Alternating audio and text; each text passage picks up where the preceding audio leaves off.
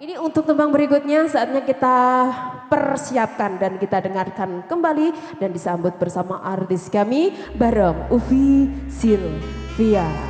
Asifa is the best.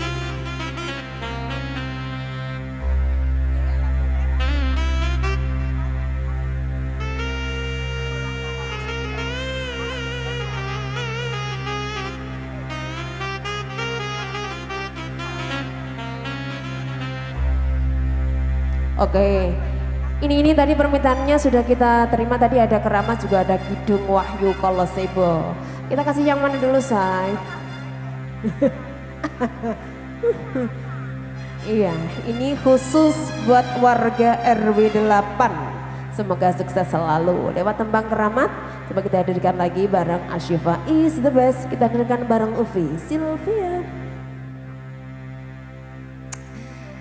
Selamat malam, assalamualaikum warahmatullahi wabarakatuh. Waalaikumsalam warahmatullahi wabarakatuh. Liucang minal aidin wal faizin, mohon maaf lahir dan batin buat semuanya. Warga mana ini, Mbak? Ngetok. Alam Sari. Alam saya, alhamdulillah sampai sini kembali ya, Mbak ya.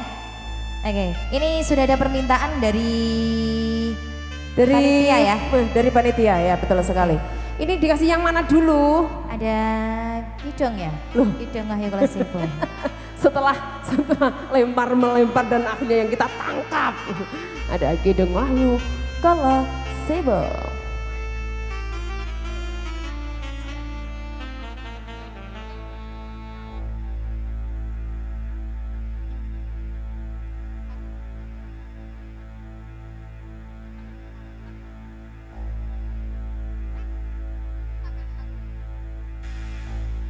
Harus spesial buat semuanya kembali.